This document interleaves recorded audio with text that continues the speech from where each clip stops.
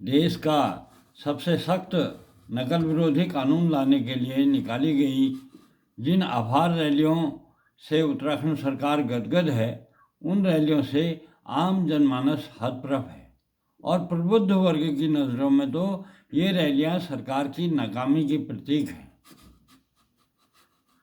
दरअसल सरकार जिसे देश का सबसे सख्त नकल विरोधी कानून बता रही है, उसकी खाना तलाशी करने पर मैं इस निष्कर्ष पर पहुंचा हूं कि यह देश का ही नहीं बल्कि दुनिया का सबसे सख्त नकल विरोधी कानून है।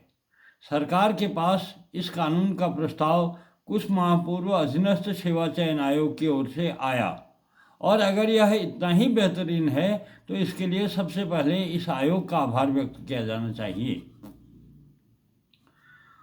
वर्ष 2014 में अधीनस्थ सेवा चयन आयोग का गठन होने के बाद 2015 में जो पहली भर्ती परीक्षा आयोजित हुई उसी में नकल और पेपर लीक हो गया। उसके बाद इस आयोग द्वारा जो भी भर्ती परीक्षा आयोजित कराई सब धांधली की भेंट चढ़ गई। गोपनीयता और पारदर्शिता के साथ भर्ती परीक्षा आयोजित कराने में नाकाम रहा अधीनस्थ सेवा चयन आयोग से जब राज्य के समूचे जनमानस का विश्वास खो चुका था, तब इसी आयोग द्वारा मीडिया के सामने यह भी कहा गया था कि परीक्षा में पेपर लीक और नकल जैसी धांधलियों के पीछे राजनीतिक दबाव भी रहता है और इसे रोकने के लिए आयोग की ओर से सरकार को एक ठोस प्रस्ताव भेजा गया है। आयोग द्वारा कुछ माह पूर्व नकल रोकने के लिए जो प्रस्ताव सरकार को भेजा था, सरकार ने अचानक उसे यथावत स्वीकार कर लिया। 10 फरवरी को राज्यपाल के अनुमोदन के बाद 11 फरवरी को सरकारी गजट नोटिफिकेशन भी जारी हो गया और इस अध्यादेश के जारी होते ही सरकार अपनी पीठ थपथपाते हुए दावा करने लगी कि अब नकल नहीं होगी। इस दावे के साथ ही राज्य में शुरू हो गया सत्तारूढ़ दल द्वारा जगह जगह आभार रैलियों के आयोजन का सिलसिला। इस कानून को लाए जाने की टाइमिंग भी गौर करने वाली है। अप्रत्याशित रूप से यह अध्यादेश तब लाया गया जब भर्तियों में हुई धांधली को लेकर आंदोलित बेरोजगारों को लाठियों से लहलुहान करने के बाद गिरफ्तार कर जेल डाला दिया गया था। 9 और 10 फरवरी को बेरोजगारों के आंदोलन को कुचलने से हुई चौतरफा निंदा के बीच सरकार ने आनन फानन में अधीनस्थ सेवा चयन आयोग की ओर से आए नकल विरोधी कानून के प्रस्ताव पर मुहर लगा दी और सबका ध्यान बटाने के लिए ढोल पीटते हुए यह दावा करना शुरू कर दिया कि अब नकल नहीं होगी।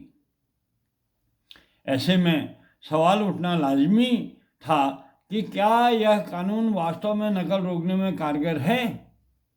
इस सवाल की तह में जाने पर सबसे बड़ा सवाल यह आया कि आखिर इस अध्यादेश को लाने की जरूरत क्यों आन पड़ी। गोपनीयता और पारदर्शिता के साथ परीक्षा संपन्न कराने के लिए संवैधानिक व्यवस्था में पहले से ही जो विधिक दायित्व निर्धारित हैं, उनका निर्वहन सत्यनिष्ठा के साथ सही ढंग से हुआ होता तो पेपर लीक जैसी ये आपराधिक घटनाएं कदापि नहीं घटती। लिहाजा सबसे पहली जरूरत उसे चिन्हित करने की है जिसके द्वारा अपने दायित्वों का निर्वहन करने में लापरवाही की गई। इससे इस बात का पता स्वतः ही चल जाएगा कि आखिर किसकी लापरवाही से यह आपराधिक घटना घटित हुई। असली जवाबदेह को कटघरे में डाले बिना चाहे नकल रोकने के लिए ऐसे कितने ही सख्त कानून बन जाएं, उसे असल मुद्दे से ध्यान भटकाने वाले के साथ ही ढकोसला ही कहा जाएगा। लिहाजा जरूरत है सिस्टम के अनुरूप जिसके जो दायित्व हैं उनमें अगर वह खरा नहीं है तो उसके खिलाफ जवाबदेही तय कर सख्त कार्यवाही करने की। अधीनस्थ सेवा चयन आयोग जैसी स्वायत्तशासी संस्था में भर्ती परीक्षा में हुई धांधली के लिए पहली जवाबदेही अध्यक्ष, सचिव और परीक्षा नियंत्रक की है। ऐसे में जो सीधे जवाबदेह हैं उन्हीं के द्वारा तैयार किए गए नकल विरोधी कानून के ड्राफ्ट पर जब सरकार ने आनन फानन में मुहर लगाकर अब नकल नहीं होगी का दावा करते हुए ढोल पीटना शुरू कर दिया तो सवाल तो उठने ही थे। न्याय व्यवस्था के सिद्धांत के अनुसार भी कानून की अवहेलना की माफ़ी नहीं होती है। जो सिस्टम पहले से है उसे फुल प्रूफ करने के बजाय यदि कानून का भय दिखाकर सिस्टम में सुधार की बात की जाए तो यह सभ्य समाज के लक्षण नहीं है। राम के नाम से सत्तासीन सरकार को तो इस पर विशेष ध्यान देने की जरूरत है कि कानून का भय दिखाकर राम राज्य कदापि स्थापित नहीं हो सकता है।